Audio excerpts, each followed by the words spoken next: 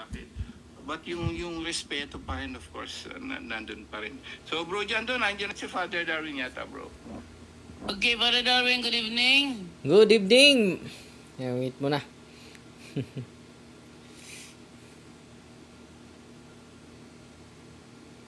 Hello. Hello bro. Padre. Okay, magandang gabi bayan. Kumusta po? At pag-ibig at kapayapaan ni Kristo maghari nawa sa puso at isipan natin. At sa mga malugod nating taga-subaybay sa punto per punto. At dito na tayo sa tanungan portion.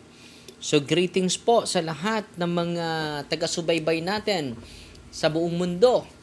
At live tayo sa YouTube channel natin, at Facebook page natin. At sa buong mundo po. At pasalamat ako sa Diyos na bago lang tayo natapos sa prosesyon. Bukas po yung fiesta natin sa Exorcism Center dito sa Diocese of Tagbilaran. At salamat tayo sa mga kapulisan at sa ating LGU na nag-approve sa atin para maging order yung ating procession. At pasalamat din tayo sa ating patron. At bukas po, meron tayong misa alas 10 sa umaga doon mismo sa St. Michael Exorcism Center, Malinaw is Lila, Bohol. So sa mga kapatid natin na gustong makifiesta bukas po, so wala po tayong office, wala po tayong open bukas, Saturday and Sunday lang tayo mag-open. At welcome na welcome po ang lahat.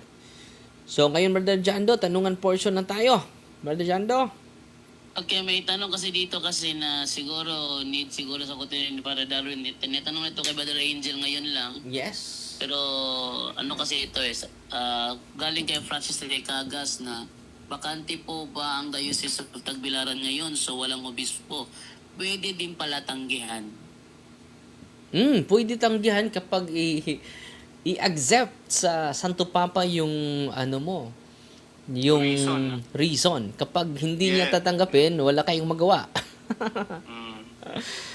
At ito po ay patunay, mga Brother John, doon na ang ganda ng simbahan, no? Hindi po ng kapangyarihan.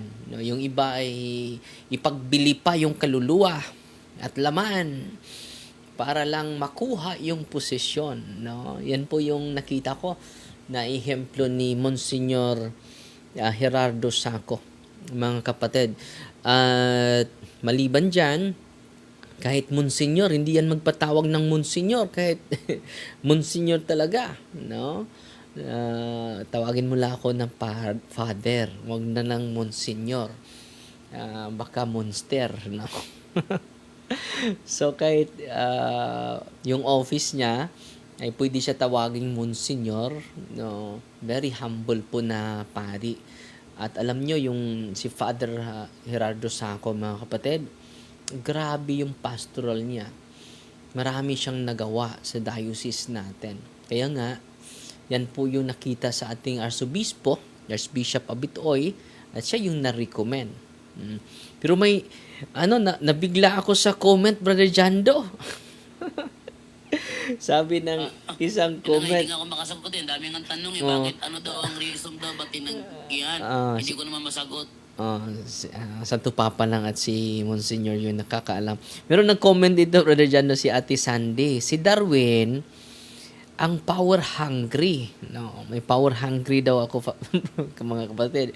Gusto niya, siya ang maging obispo ng Tagbilaran. Kaya, tinutukan niya ng kay Rayom ng mangkukulam na minana pa niya kay Papa Nusing. Hindi naman magkukulam si Papa. Kaya natakot si Father Jingboy. Kahit ako matatakot kay Gitgano. Naglalagay ng pako yan sa tiyan ng biktima niya. Tapos ipasukan niya. O di ba, nakakatakot. So naging magkukulam na si Father Darwin, no? So, kapatid, wala sa ating vocabulary yan. Gusto natin, ordinaryong pari lang lagi, no?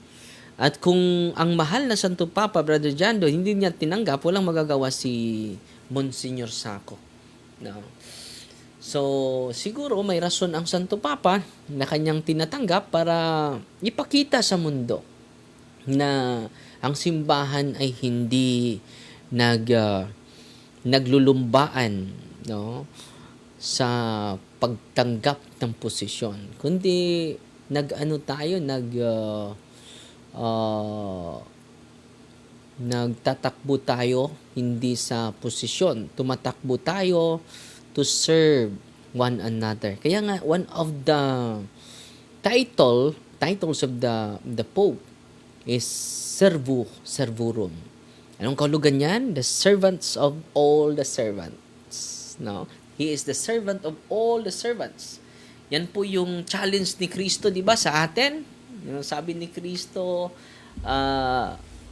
kung gusto ninyong maging leader, you are willing to serve sa lahat. No? Hindi po magpili-pili, Brother Jando. So, yan po, Brother Jando. Okay, next na tanong naman dito. Dito naman tayo kay Joffer J. Johnson. Sabi dito, good PM, ask ko lang kung kailan makapunta si Father Darwin dito Manila. Gusto ko po sana magpa-pray over and ang Mrs. True Deliverance Prayer. Dito po kami sa Laguna. Thanks po. So, wala tayong talk sa kung magpupunta man tayo sa lugar, hindi tayo mag-deliverance doon. Dito lang tayo sa Diocese of Tagbilaran po dahil ito yung jurisdiction natin, Brother Jando. So, hindi kahit saan. So, pwede mo gamitin para sa asawa mo dahil unang-una mga kapatid, huwag kayong matakot nagagamit sa deliverance. Marami sa atin natatakot As long as it is your property. As long as you are using it to your family circle, huwag kang matakot. Dahil under mo sila No? Matakot ka kapag outside na sa iyong jurisdiction.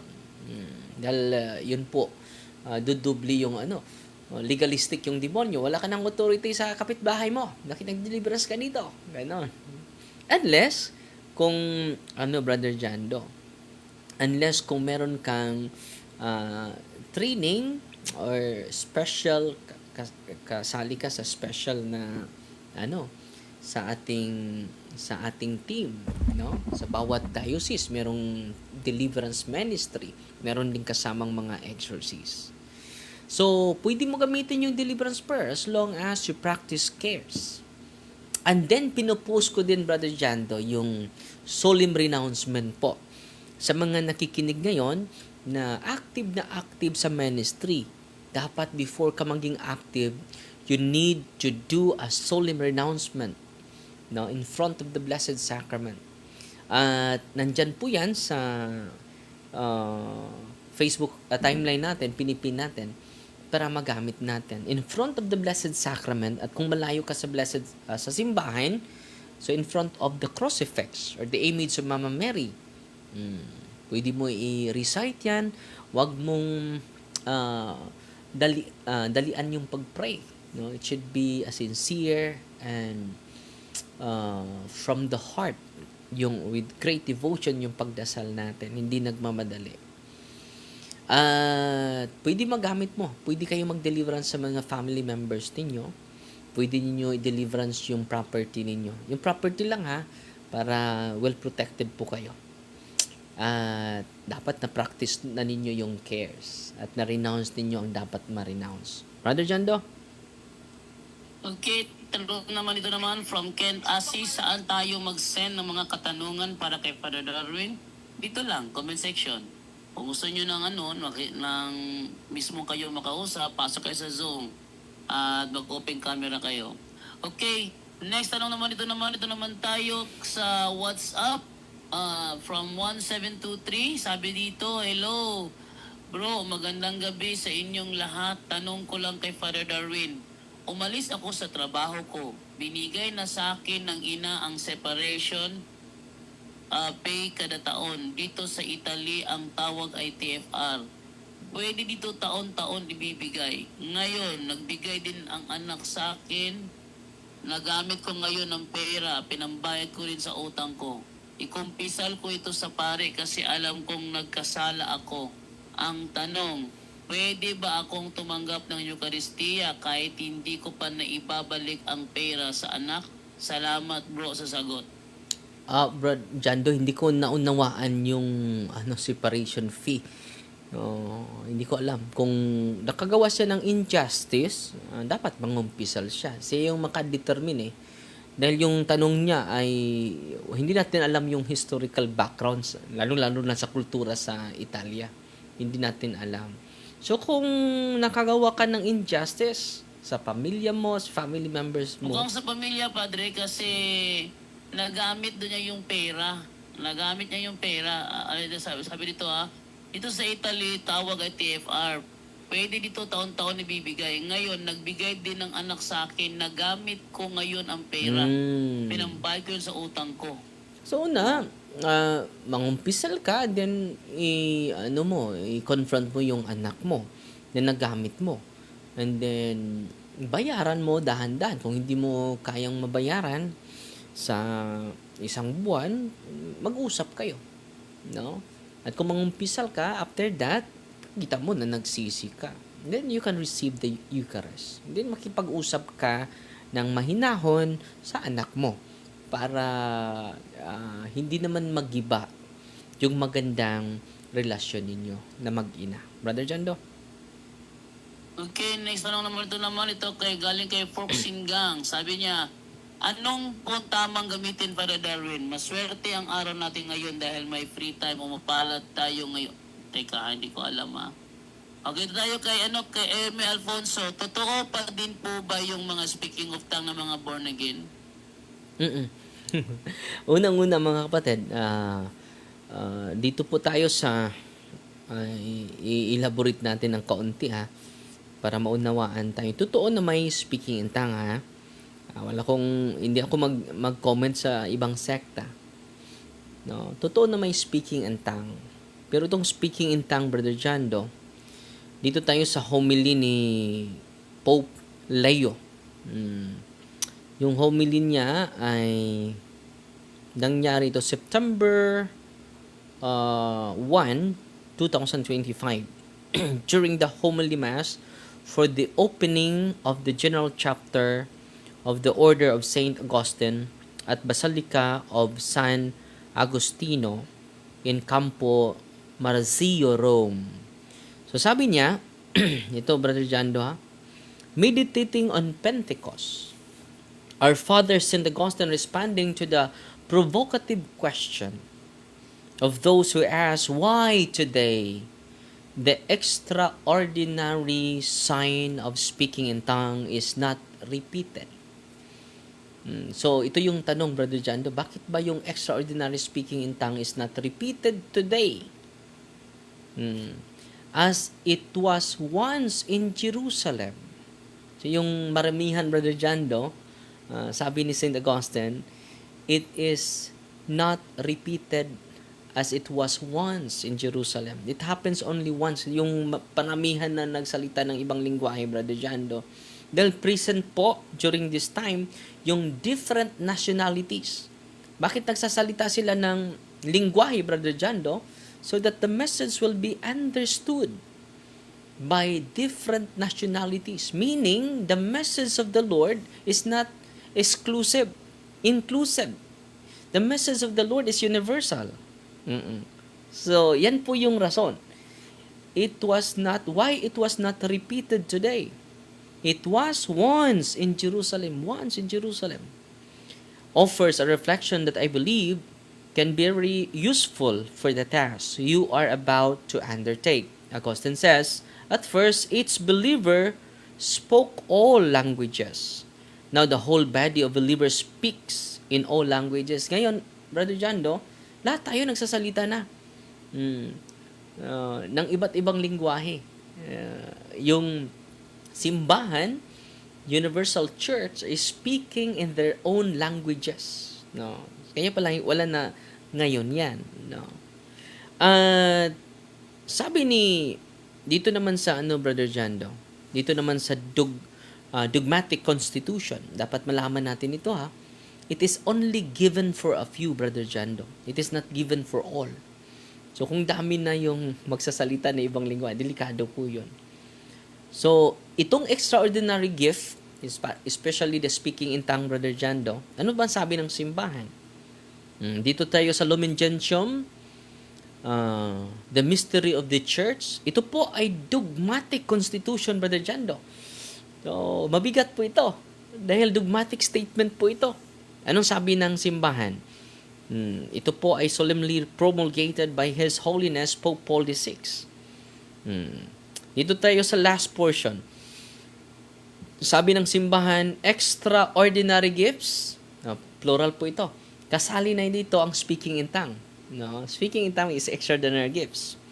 Are not to be sought after, nor are the fruits of the apostolic labor to be presumptuously expected for their use.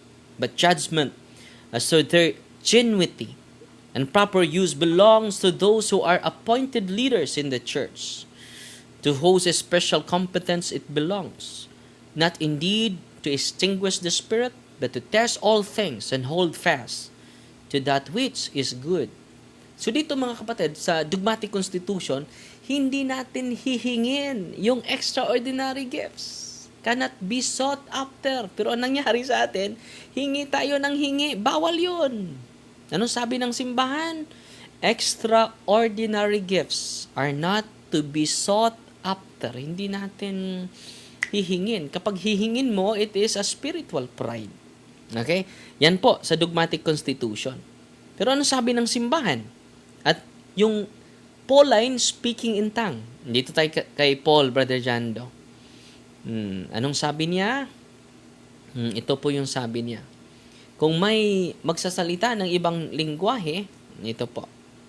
Dito na lang tayo dahil kapag elaborate natin ito, isang oras i-explain natin ito. So sabi niya, if someone is going to speak in strange tongues, 2 or 3 at the most should speak. Ilan, Brother Jando? 2 or 3 at most. No? 1 at a time, hindi magsabay-sabay. Anong nangyari sa mga religious organization na nag-promote ng speaking in tongues? Sabay-sabay. Si San Pablo, if someone is going to speak in strange tongues, 2 or 3 at the most should speak. 1 at a time, and someone must explain what is said. But if there is no one to explain it, then they should be silent in church and speak to themselves and to God. Kung magsasalita ka, ang lakas pang pagpasasalita, walang mag-interpret, keep silent. Inuulit naman ni San Pablo, Brother Jando, sa 1 Corinthians chapter 14, verse 29. 2 or 3 who are given God's message should speak, while the others are to judge what they say. But if someone sitting in the meeting receives a message from God, the one who is speaking should stop. Hindi magsabay-sabay, Brother Jando. 1 at a time. No?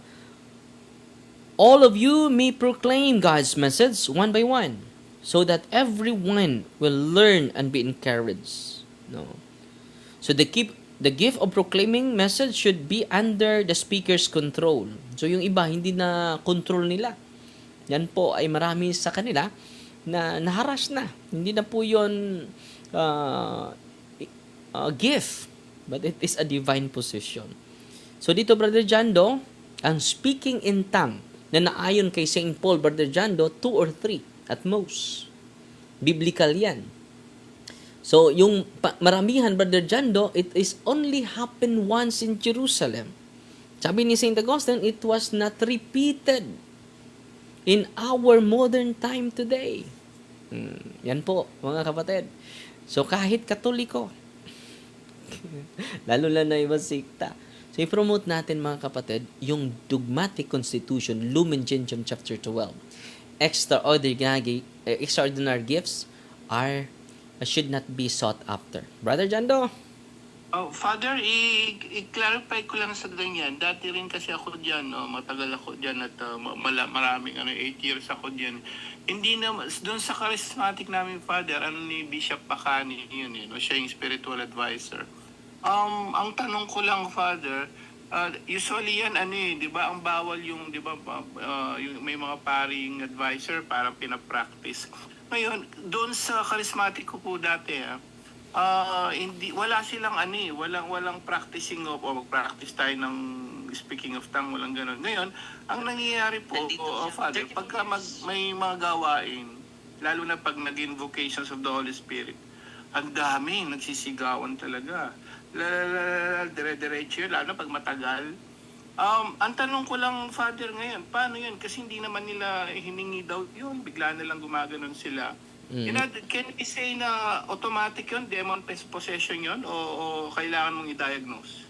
I-diagnose yan, bro. Kaya nga may ministry of deliverance. Sinabihan ko yung iba na kung may gift kayo, i-renounce yan. Kahit authentic pa. Meaning, you are not attached to that gift. Kung attached ka na, no, delikado po yan. No? So, yung gift is not for us. It is for the church. At ang sabi ni San Pablo, Brother Angel, 2 or 3 at most. At he will speak one at a time. Hindi magsabay-sabay. Para saan yan? Kung magsabay tayo, it is a spirit of competition. It is no longer a spirit of humility. So, delikado po yan kung spirit of competition yan. Diba, kung may gift ka, it is not for you. It is for the whole community. So that the church will be established by your gift. No? Kung kayong sabay-sabay na, para saan yan? At sabi ni San Pablo, ito yung magandang sabi ni San Pablo, bro. Kung lahat ay magsasalita ng ibang lingwahe at may papasok na baguhan, sasabihin niya, mga ano ba sila? Baliw? No, yan ang sabi ni San Pablo, hindi yan sa akin. Sabi dito, example, dito sa the same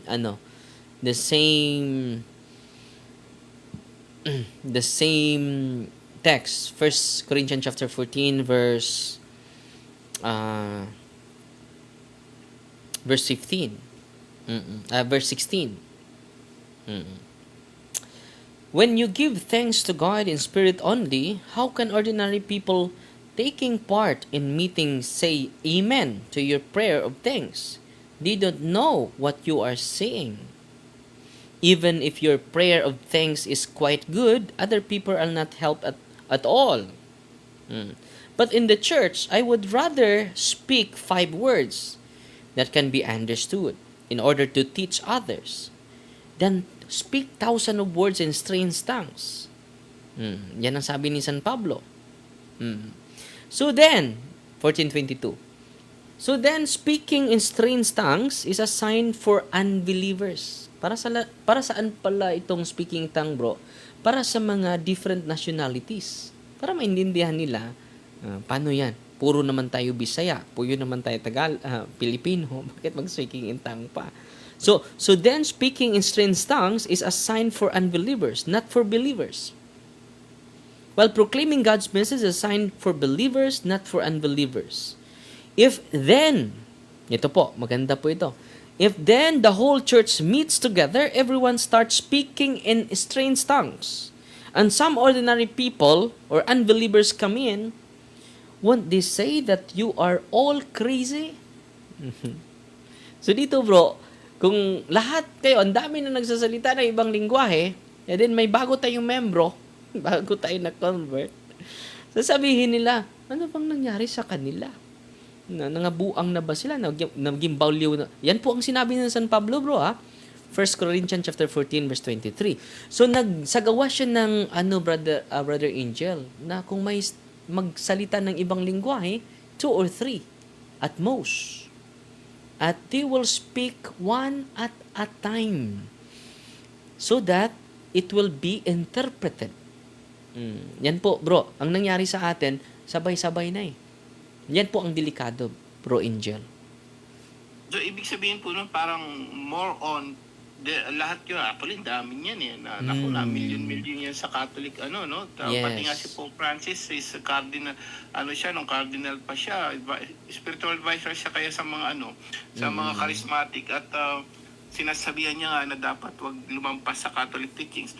So, ibig sabihin po niya, Father, pag ang dami niyan, hanggang ngayon sa Pilipinas lang, sa Focus Yes. for Laban Christ, nga ako dyan eh. yun na nga iniisip ko. So ano ba yun? Is it, we can say na yung mga naggagaganon bigla is we can say automatic yun? So, bro, ma-verify lang natin dahil marami pong may gift na ganon na pumupunta sa office, nag-react. Hindi lahat. Dahil may level naman yung harassment ng demonyo, bro. May obsession. Hindi lahat possession. Pero may possession talaga. At hindi basta-basta, bro, mga leader po ito, ha. Sinabihan ko yung mga pari, eh. So, hindi po ito member na pumupunta sa atin. Leader po ito sa healing ministry. Ang dami na, di ba? May Couples for Christ, may Bukas Loob ng Diyos, at dami na mga covenantal community, Brother Angel. Na dapat mamulat tayo dito because Satan is master of deception. Kahit authentic, bro, dapat i-renounce. Nandito yan, bro. Dito, bro. I-renounce yan, eh. Ito po ay aklat sa mga exorcist. Okay? Nandito po yan, bro. Ibabasahin ko lang, ha, para ma-enlighten naman tayo. Ito po ay hindi ko po ito gawa, no? Dapat i-renounce, no? Dito, bro. Oo. Wait muna, ha. Para humina yung Hello, bro? So, humina kayo, ha. Bro? Hindi naman mahina dito. So, malakas yung ko. Oo, okay naman. Ano nangyari sa aking monitor? Bakit humina? Yung monitor ko po, humina eh. Narinig mo ako, Father? Bakit? Ayun, okay naman. Pasok ako muli, bro, ha? Magpasok ako muli. Papasok ako. Hindi tayo narinig. Bakit hindi narinig yung nila? Wait muna, mga kapatid, ha? Pasok tayo muli sa kanilang humina eh. Humina yung nila. Yung live nila.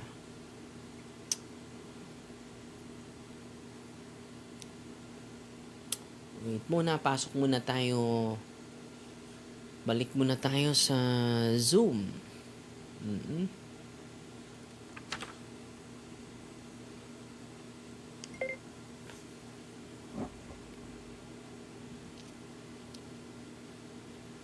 Yun lang. Okay. Okay, so okay muna na si Bro. Brother Darwin, ha?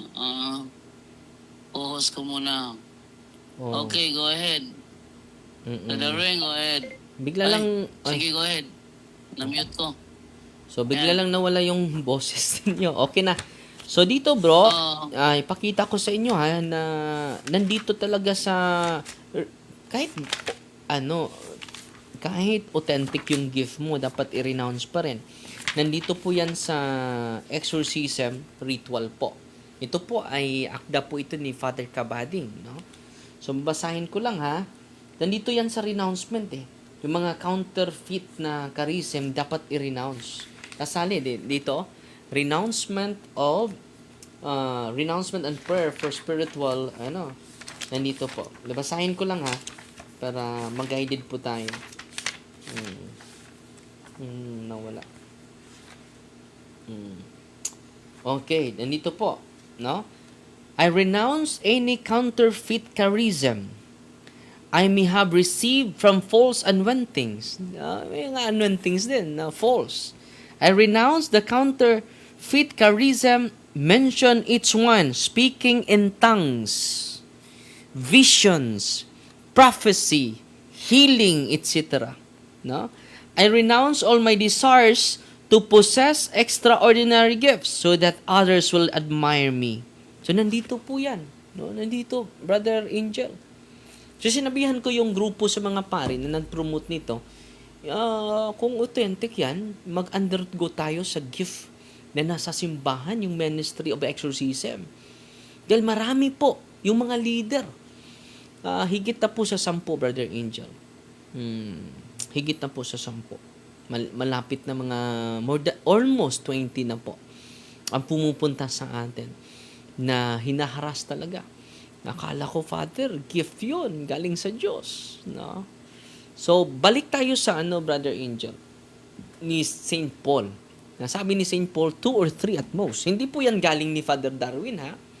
Biblical po yan. It is a Pauline speaking on tongue.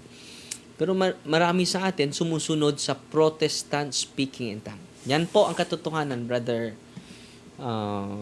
Nag-quote na tayo sa statement ni St. Augustine at kinuquote din sa present natin na Santo Papa. Binabasa ko lang po ito, literal quotation po ito. Sabi ni... May nakakarinig ng mga pari ngayon na ganyan. Yes. Na nagpo-promote ng baka maano. Sabi ni Pope Leo, sabi niya, meditating on Pentecost, our Father St. Augustine responding to the provocative question of those who ask, why today the extraordinary gift is not repeated? It was once in Jerusalem. Malinaw na malinaw yan, ha? It was not repeated na marami. So ngayon, nirule out ni San Pablo. Malinaw na malinaw yan. Brother Angel. Okay na Okay. po, Father. Kaya naman tayo ngayon. Wait lang, Bro Jando, yung tanong natin ni Merchant kanina, pwede ba daw, parang ang pagkakaintindi ko, pwede bang gamitin ba yung salitang maswerte ka? Or kailangan mapalad ka, wag gamitin na maswerte? Father Darwin, yun ang maraming tanong ngayon eh. Pwede bang gamitin yung, alam mo, maswerte ka? Pwede ba yung gamitin, Father? So, ang dapat gamitin natin, you are blessed. You are blessed. God bless, di ba? Hindi good luck. God bless. Dapat, Kristiyano tayo eh. Hindi naman tayo naniwala sa good luck. Good luck, Brother Jando, sa debate mo. Good luck, Brother Angel, sa live ninyo. God bless. No? Dapat, God bless you. No? Bless po tayo. Hindi po swerte. They're connected po yun sa lucky charm. Santo Niño de Suerte, di ba? Brother Angel? Siguro, na graceful. We are very graceful because of the love of God. Grace and blessed. Blessedness and grace. No? Yun po, Brother Angel. Okay po. Salamat po, Father. Okay, next discussion naman dito naman is from Mandino. Mamaya na sa Tonton Dologo. Mandino, good evening. Pwede ba magpa-pray over ngayon online po? Pwede po, pagkatapos po ang sacramental blessing. Magsagawa tayo ng bro? General blessing or deliverance. Simple prayer of blessing. Lahat po. Meron tayo after sa blessing. Ito kay Andale, 0355. bro, ito yung connection ginagamit nila para sa mga nakikinig ngayon ng mga charismatic. Ang daming nakikinig sa atin. Ito po yung madalas gamitin, Father. Unang Korinto nga, bro, Jandre, bigay mo, 14:2. Yung tungkol Unang sa... Korinto 14:2. Unang Korinto chapter 14 verse 2. Ito yung sinasabi nila na gayon naman nagsasalita siya sa mga hiwaga sa tulong ng Espiritu Santo. Yan ang ginagamit, Father. Ano masasabi mo dyan? Ano ba ibig sabihin ni Apostle Pablo dyan sa mga nag-speaking of tongues? Yan ang ginagamit ng mga charismatic. In-acknowledge siya ni San Pablo. 'Di ba? And then, hindi natin babasahin ng isang talata. Maging protestante na tayo eh. Kaya nga, natin sa dulo. Konteksto. Sabi niya, meron nga ako eh. Hindi naman natin sinasabi na walang speaking in tongue. Di ba? Kaya nga, sabi ni San Pablo, 2 or 3 at most. Hindi nalalampas dyan. Anong sabi ni San Pablo sa dulo nito? Basahin natin ha. Maganda ito na talakayan. Kahit sa Switzerland, tinanong ito. Kahit sa Canada, tinanong ito. Kahit sa Germany, tinanong ito. Kahit sa New York, tinanong ito. So, bigyan nating linaw, brother. Sabi ni... Basahin muna kaya natin po, Father, para malaman. Sige, Hindi 14... siya nabasa eh. Basahin natin. 14... Basahin muna sa Tagalog. 14:2. Dito bro, basahin ko ha. 14:2. Those who speak in strange tongues do not speak to others but to God, because no one understands them. They are speaking secret truths by the power of the Spirit. Totoo naman. Nirecognize na naman ni San Pablo, bro, na may speaking in tongue. Pero ano sabi niya? 2 or 3 at most. Bakit? And then they will speak one at a time. Hindi nila sinunod ito. Di ba? Nag-focus lang sila sa chapter 2. Dapat basahin natin contextually. No. Father, sabi niya, no one understand them. So, hindi sabi niya rito, hindi nila nauunawaan. So, posible bang may mag-speak of tongue na hindi nauunawaan nga? Kasi sabi nga ni Apostle Pablo, na dapat naunawaan. Pero this time, sabi niya, sapagkat walang nakakaunawa sa kanya, nagsasalita siya ng hiwaga sa tulong ng Espiritu Santo. So, yun ang inaano ng mga charismatic father eh. Ituloy natin, walang bro. nakakaunawa. Ituloy natin, bro. But if someone sitting in the meeting receives a message from God, the one who is speaking should stop. Hindi sabay. One at a time. No? All of you may proclaim God's message one by one. One by one, bro. Hindi competition. So kung unawain natin, hindi natin sinabi na walang speaking in tongue, bro. Meron. Pero it is only given for a few, not for many. Dahil kapag tayo ng lahat, halos tayong lahat mag-speaking in tongue, anong sabi ni San Pablo? May papasok sa atin. And then, hindi niya maintindihan. At sasabihin niya sa atin, mga paliw ba sila? No. 14:23, if then the whole church meets together and everyone starts speaking in strange tongues, and some ordinary people or unbelievers come in, won't they say that you are all crazy? Yan ang gusto ni San Pablo, na hindi tayo abuse po yan, brother Angel eh. Nung marami nang magsasalita ng ibang lingwa, abuse po yan. Hindi sasabihin ng mga tao na baliw na ba kayo? So, nirule out ni San Pablo. Yung sabi ng San Pablo. Ito, if someone is going to speak in strange tongues, 2 or 3 at the most should speak. One at a time. And someone must explain what is said. Kaya nga, hindi maintindihan, bro. So, we need another gift to interpret what you said. Ang mangyari, kung walang mag-interpret, ang sabi ni Pablo, but if there is no one to explain it, then they should be silent. In the church, ang nangyari, ang ingay. There's no more silence. There's no more silence, brother. So, hindi natupad nila ito. So, kumukuha lang sila ng isang talata, bro, hindi binabasa ng buo. Anong sabi ni San Pablo, bro? Ito.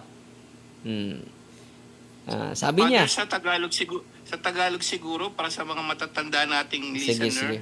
hindi masyado. Kasi Pero bago yan, bro, bago mo yung Tagalog, bro, mabigat tong statement ni San Pablo, bro, eh. Sabi niya, sa 14:37, if anyone supposes he is God's messenger or has a spiritual gift, he must realize that what I am writing to you is the Lord's command. But if he does not pay attention to this, pay no attention to him. So then, my friends, set your heart on proclaiming God's message, but do not forbid the speaking in strange tongues. Ito na po, yung babasahin nila, no? Pero i-contextualize natin, bro. Hindi naman natin pinuforbid sila. It should be authentic speaking in tongue. At kung may speaking in tongue ka, 2 or 3 at most. At you will speak one at a time. Malinaw na yan, bro. Ang nangyari sa atin, ang dami, nagsabay-sabay. It is a spirit of competition. It is not a spirit of humility. Brother, basahin mo na yung Tagalog, bro. Hindi, yun lang inaano nila, no? Yung mga, ako kasi nung nandun naman ako, salamat sa Diyos, wala naman ako ganun. Tsaka yung mismong pinaka-servant leader namin, wala naman. Yung mga miyembro, napakarami, libo-libo eh. So dahan-dahan lang tayo, bro. Dahil maraming nagagalit kay Father Darwin talaga. Yun na nga eh. Okay lang. As long as we will speak the truth. Truth doesn't harm. It hurts. Truth hurts, but it doesn't harm us. Okay lang. Hindi nga yung, kaya nga na-cancel yung ibang talk ko, bro, dahil dyan. Okay lang. Nandito naman yung punto por punto natin. Patuloy naman tayo nagsisiwalat. So, Hindi naman, so para sa malinaw sa lahat, Father, sa mga nakikinig, marami ngayong ano dyan, yung bang pinaka-summary dyan. The summary is, mayroong po tayo talang speaking of tongues, right? Yes. So, but, Limited. yung naiintindihan, dapat naintindihan at hindi sila, May interpretation. parang summary lang. Para halimbawa ma-explain nila sa kapwa nila. Maraming ngayon dito sa Corpus for Christ, umalis na rin din na dahil dyan sa mga paliwanag. So at least may paliwanag natin to summarize it para mas malinaw. Mayroon, hindi siya bawal pero dapat may nakakaintindi. Tama po ba? At hindi naman, paano yung mga hindi natin siya sinasabing baka misinterpret to, maibigay kay Bishop Bacani to. Kasi puro kay Bishop Bacani yun. So ilinawan mo, Pero ngayon, Father. nandito siya. 34 Ayon yan sa Lumen Gentium at Galing hindi ni- naman lahat possess kapag nag-speak of hindi tongues. naman tayo nagsasabi na possess. Kaya nga sabi ko, no, Yun. may Malinaw different yun, hindi lahat levels possess. of harassment. It might be obsession, pero may possession talaga. Hindi lahat. Hindi natin sinabi lahat. May obsession, may oppression, may infestation, may possession. Meron talaga tayo, bro. Dahil yung mga exorcist, bro, every year po nag-updating tayo yung conference natin. Marami tayong natutunan eh. Unanimous po eh. Unanimous. Inline po tayo ni Saint Paul. Yung sabi ni Saint Paul, hindi ko sinabi na walang speaking in tongue. Baka yung marinig ninyo, wala talagang speaking in tongue. Sabi ni San Pablo, 2 or 3. Kung yung speaking in tongue nyo umaabot na ng 4, hindi na yun Pauline speaking in tongue, brother. Simple lang po. And then sabi ni St. Augustine, kino-quote sa ating mahal na Santo Papa sa kanyang homily September 1, 2025, it was happened once in Jerusalem and it was not repeated today. Malinaw na malinaw yan, ha? Paano yan? Okay, now, Father. Salamat, Father. Go ahead, Bro John. Okay, dito na naman tayo ngayon sa next naman dito. Ating ibigay kay Tonton Balugo. Tonton Balugo, good evening. Last question na ito, bro. Mag-bless na tayo. You go ahead. Ay, magandang gabi, Father. Magandang gabi, kapatid. Tonton. Pasensya na dahil nandito po ako ngayon sa Zamboanga del Norte. Mahina po ang signal. Sige, ano yung katanungan mo, Brother Father, Tonton? yung una ko pong katanungan is ano po, binabawal po ba sa ating simbahang Katoliko na mag-workout ng yoga? Kasi yung iba, yung mga kaklase ko kasi na sinabi na hindi daw sa simbahan na mag-workout ng yoga kasi hindi siya pang Christian, pang Hinduism. Okay. Nawala yung signal mo, bro. Oo nga. Kailan mo daw yung brother I mean- yung mag-workout daw ng yoga? So, unang-una, bro, one of the known exorcists, i-quote ko lang si Gabriel Amart, one of his interview, no? Sabi niya, expressed concern that some forms of yoga can open. Some forms. Hindi niya sinabi na all forms, no? So, ang ginagamit niya is some forms of yoga can open a person spiritually to beliefs and practices incompatible with Christianity. He distinguished between simple physical exercise and yoga use, a spiritual path, or religious practice. So, dahil ano po ito eh, wala namang yung simbahan, specific literal sense against yoga. So, the Vatican has also issued cautions, may caution lang sa document, such as aspect of Christian meditation and a Christian reflection on the New Age. No, these documents warn against mixing Christian prayer with spiritual systems that do not center on Christ. So, hindi in-explain dito literally yung term yoga, pero implied po. Sabi ng simbahan, na one of the document of the church, dahil yung for the Catholic Church has not universally condemned all stretching or breathing exercise called yoga. So, hindi naman nag-condemn ang simbahan yan. Now, many Catholic theologians distinguish between yoga as exercise, stretching, posture, relaxation. Pero yoga as spirituality or religion, mantras, kundalini, awakening, energy channels, Hindu metaphysics, this concern of many exorcists. Dito po. No. So, dinidistinguish po ito, yoga as stretching or posture relaxation.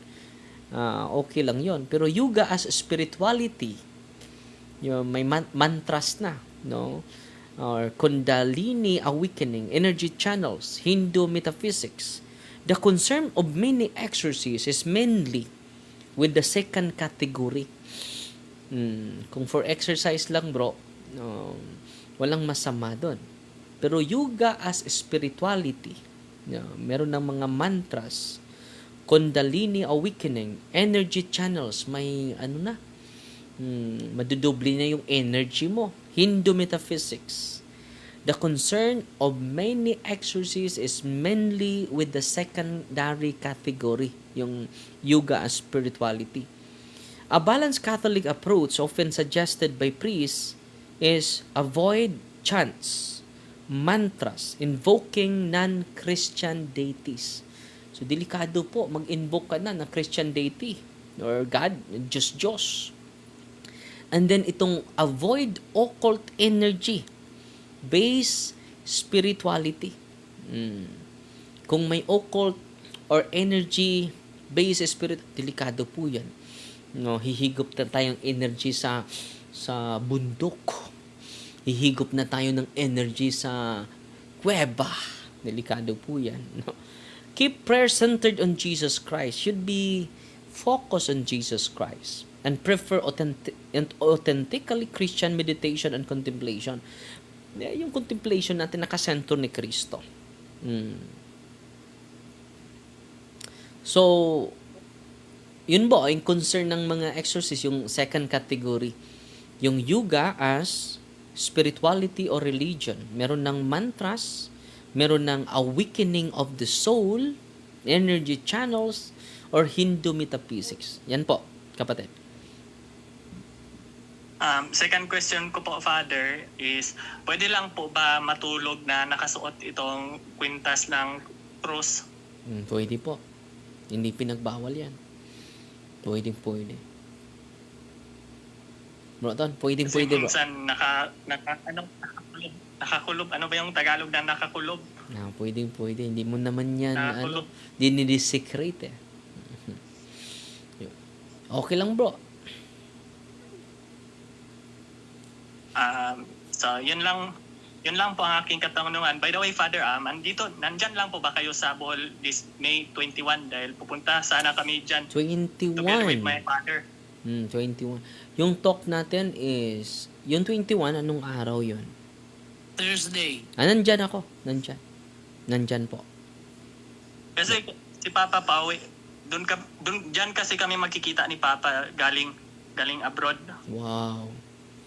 No. Dahil gusto kasi ni Papa na Nandito siya. makipagkita kami sa inyo together. Nandyan ako, bro. Nandyan ako, bro. Saan location po yan, Father? Kasi para Malinaw namin ni Papa. is Lila Bohol. Lila. So, Mga 30 minutes from the city, bro. 30 to 40 minutes from the city. Diyan kasi bababa si Papa sa That's good. sa Sa Bohol? Opo. Diyan kasi sige. bababa si Papa din. Sige, Din kami. kita-kita sasakay tayo. kami ng barko. Kita-kita tayo, bro. Kita-kita Sige po, tayo. thank you po, Father. Yes, bro. At bro, Jando, mag-bless na tayo, ha? Oh, So, mag-bless tayo sa inyong mga religious items, mga kapatid. At salamat sa mga nag-comment. Pwede kayo mag-comment sa natin. Si Brother Jando na bahala na restore sa mga katanungan, Brother Jando. Sa mga comment section natin, Brother Jando, i-prepare mo na yung Ay, mga... nakasave lahat. Oh, yes. Lalo sa live natin na hindi natin, meron pa tayong Thursday at Sunday po. So, Thursday ngayon. No, bukas is the feast day of St. Michael Exorcism Center. So, ngayon, i-bless natin una yung inyong, yung inyong asin. In the name of the Father, and of the Son, and of the Holy Spirit. Amen. The blessing of salt or help is in the name of the Lord who made heaven and earth. You creature of God, salt, I purge thee of evil with the living God, by the true God, and by the holy God, by the God who ordered thee through Isaiah the prophet, to be cast into water to cure its unfruitfulness, be thou purified salt, with the health of believers, giving soundness of body and soul to all who use thee. In whatever place thou art sprinkled, be phantasm and wickedness, and Satan's cunning be banished, and let every unclean spirit be repulsed by him who shall come to judge the living and the dead, and there will be far.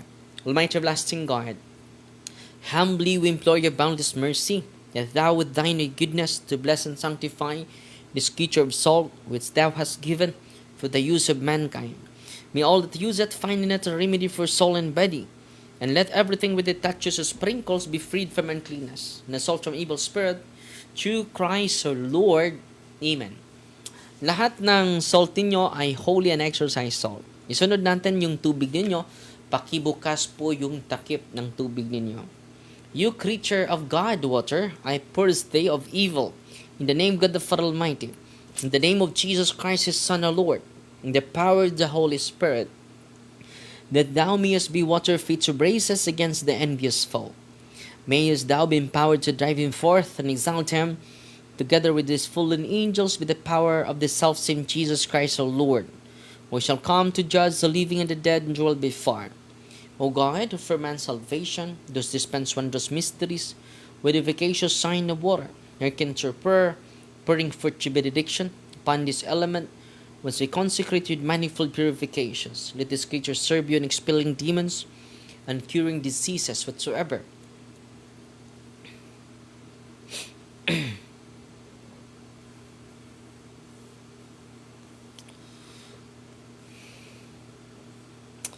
It sprinkles the homes of the faithful, be it cleansed and delivered from harm.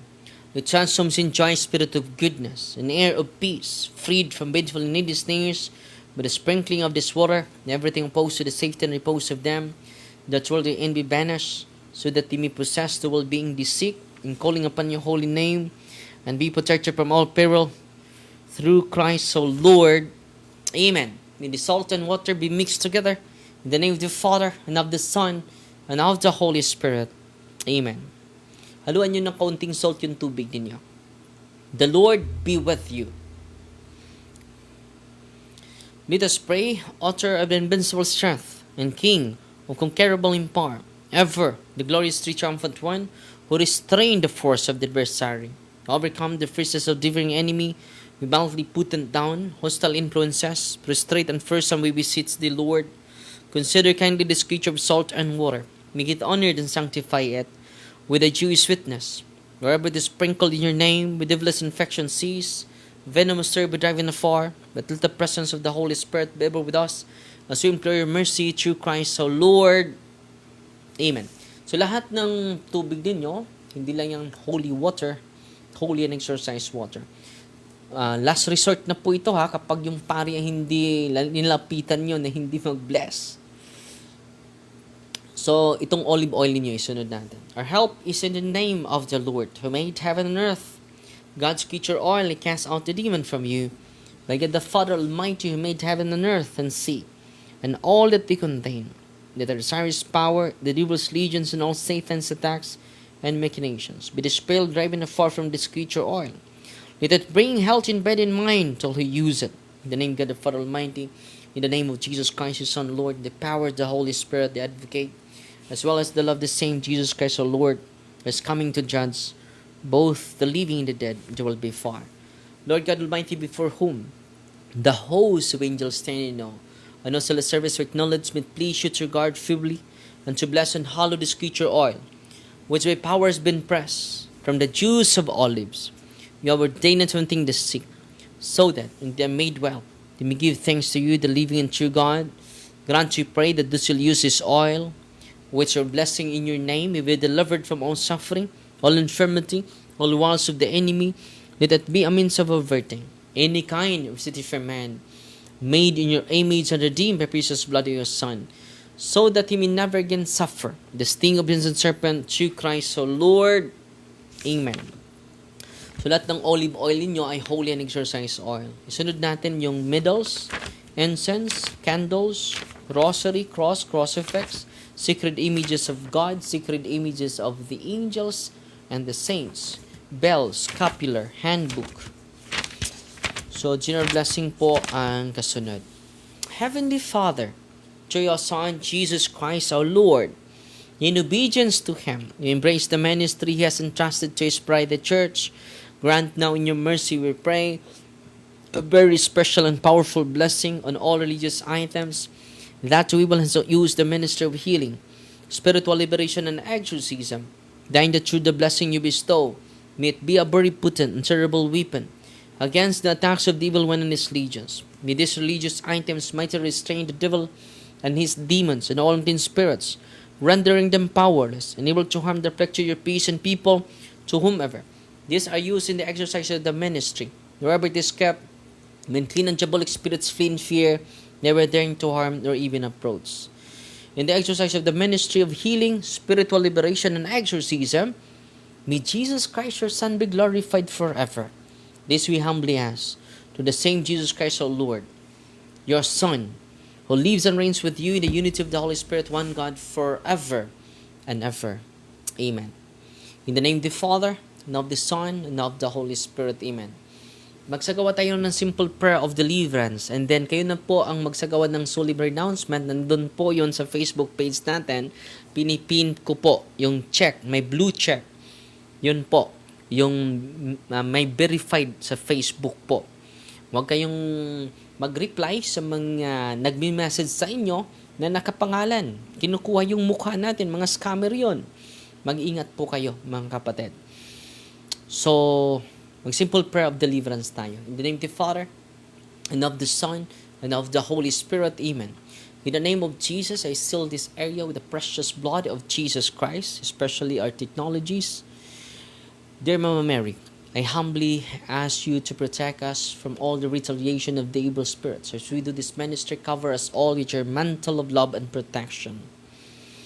In the name of Jesus, I consecrate all of you to the sacred heart of Jesus, Immaculate Heart of Mary. In the name of Jesus, I break all seals and consecration upon you. In the name of Jesus, I break all curses sent against you and all spells around you. In the name of Jesus, I break any unholy ties, links, and bandages between you and all adversaries and spirits. In the name of Jesus of Nazareth, just tremendous power as God, and His most powerful and salvific name, I rebuke, repudiate, bind, and cast out spirit of anxiety, spirit of confusion, spirit of depression, spirit of unclean one, spirit of oppression, spirit of obsession, spirit of different illnesses. I command you to depart from them and fill them with your presence, love, healing, and consolation. I seal all of you to the most precious blood of Jesus Christ. The Lord be with you. And with your spirit. Almighty God bless you, the Father, the Son, and the Holy Spirit. Amen.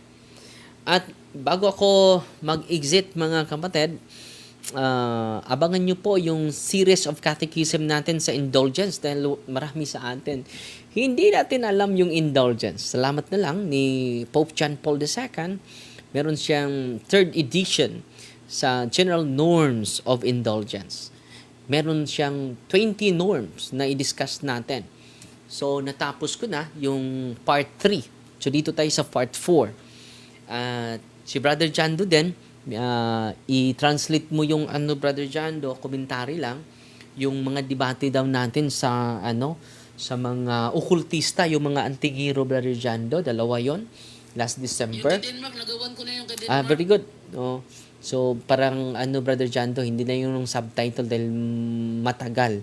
Mas mabuti magkomentaryo ka na lang para maabot natin yung mga hindi makaintindi ng Bisaya.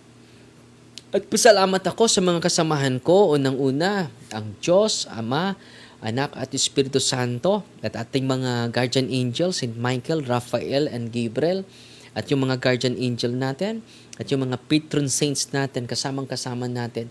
Hindi tayo nag-iisa kailanman. No?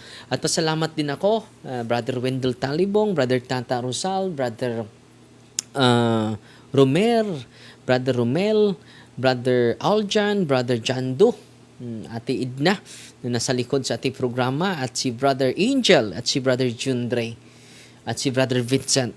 So, sino ba yung hindi na-mention ko, Brother Jando? Para na-mention ko na lahat, no? Na-mention na lahat?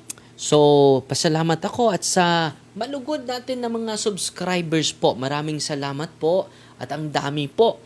Pasalamat din ako kay Father Absalon Florinosos na tumutulong. Chief Exorcist natin dito sa Diocese of Tagbilaran. Very active po. Parish priest po siya sa San Roque Parish sa Tip-Tip, Tagbilaran. Tip-Tip District, Tagbilaran City po. Na every Thursday nandito siya. At pasalamat din ako, Father Richard Pungasi, na nagpakumpisal sa lahat ng mga tao na bumisita. More than 100 po yung bisita natin kanina. Salamat po. At sa mga tumutulong sa ministry, salamat po. Ang Diyos na po magsukli sa kabutihan ninyo. At alam ninyo, yung mga meron tayong 30 seminarians at this coming school year, madagdagan po yan. At kung magtulungan tayo, gamit yung mga supporters natin, dahil kaya ko 5,000 lang po no? So, hindi ko kaya ako lang mag-isa tutulong sa kanila. So, sa tulong ninyo, umaabot tayo ng 30 seminarians at merong dalawa na lumapit sa atin. So, magdagdagan yan ng 30 seminarians. So, malalaman natin yan sa pagbukas, sa pagsimula sa school year natin. I think this coming June, magsimula po. At pasalamat din ako sa mga tumutulong sa atin sa Sports and Evangelization. This coming February 23, dito tayo sa Poblasyon, Lila, Bohol, ang ating Sports and Evangelization. Salamat sa mga tumutulong dahil gagastos nga tayo sa Bulaklak, mga kapatid, na malalanta lang during fiesta, gagastos tayo ng 50,000, yung iba ay 100,000 sa Bulaklak lang. Kung gagastos tayo sa decoration, lalong gagastos tayo sa evangelization. No, salamat din sa mga tumutulong sa atin na walang humpay tumutulong sa atin. Meron tayong 20 ka mga baboy ngayon. At pinabili natin ng feeds yung pinadala ninyo. Maraming salamat po sa inyong lahat at sa ating vocation, no? At meron pala akong magandang balita this coming October, yung ex-seminarian na tinutulungan natin, umabot ng almost 400 yung tulong ninyo sa pinadala ninyo, at ngayong October mag-transplant na po siya. Maraming salamat po. Ang Diyos na po yung magsukli sa inyo, sa inyong lahat po. At ano pa, no? At yung construction natin ay na-delay. Yung exorcist chamber, may 3 pa tayong building na i-construct. Pero yung una, yung exorcist chamber at yung master plan ay sinasubmit natin muli sa bagong obispo na hindi tumuloy. Nag-decline si Monsignor Sacco because of humility. And then, sinasubmit na natin yung master plan. Dahil it is not owned by Father Darwin, yung center natin. It is owned by the Diocese of Tagbilaran po. So, pasyensya na po kayo dahil nadili lang. No? Yan po yung paraan ng Panginoon. Hindi nagmamadali eh. Ang Diyos ay hindi nagmamadali lagi. So, maraming salamat ha. At before ako mag-exit, ito po yung isi-share ko sa inyo. Bukas po ang kapistahan ni Saint Michael. Bakit May 8, Father? No? May 8 po dahil yan po yung apparition niya. Yan po yung apparition niya, first apparition niya doon sa Italia, no? Sa 490 AD. No? Ang tagal na. Itong apparition ni Saint Michael. At nung nag-search ako, ang dami palang apparition ni Saint Michael. No? Ang dami. Grabe itong very active talaga itong santong ito. So nag-appear siya sa Monte Gargano, Italy. Sa taong 490 AD, sa May 8. At yung cave kung saan siya nag-appear, the whole cave is the relic of Saint Michael. Diba? Spiritual naman, spiritual being yung anghel. Pero bakit may relic? Dahil siya mismo ang nag-consecrate. At yung lahat ng bato sa kuwebang ito ay relic niya, reliquias niya. At last week, may particular experience tayo, mga kapatid. Merong nag-surrender sa atin na antingero. No? Merong nag-surrender sa atin na antingero. Nung nag-exercise tayo, ginamit natin yung reliquias ni Saint Michael. Alam nyo, sabi ng antingero, nakuryente ako. Huwag mo niyang ilapit sa akin. Nakuryente ako. No, grabe, no? Sinishare ko po yan sa inyo para patunay na ang mga anghel, mga arkanghel, yung guardian angel natin, ay very active since time immemorial po. So, mga kapatid, let us call our guardian angel, let us call Saint Michael the Archangel, Raphael and Gabriel, wherever we go, mga kapatid. Sa pamagitan niyan ay sa mga devotion at sa mga reliquias nila, buhay na buhay. Alam nyo, Saint Michael nandito Yung relic lang niya. Yung relic niya, yung bato, galing po yun sa cave. At sabi ng makuryente ako, huwag niyong ilapit yan sa katawan ko. Grabe, mga kapatid, no? Very inspiring po. At sana po, may natutunan kayo na bagong kaalaman sa ating programa ngayon, every Thursday and Sunday. So, meron tayong programa, itanong mo kay Father Darwin at ang simbahan ang sasagot. So, kaya nga may tayo sa ating simbahan. So, maraming salamat, Brother Jando, at mga kasamahan natin. So, Fighty Maria, Tatak CFD with a humble heart. God bless po.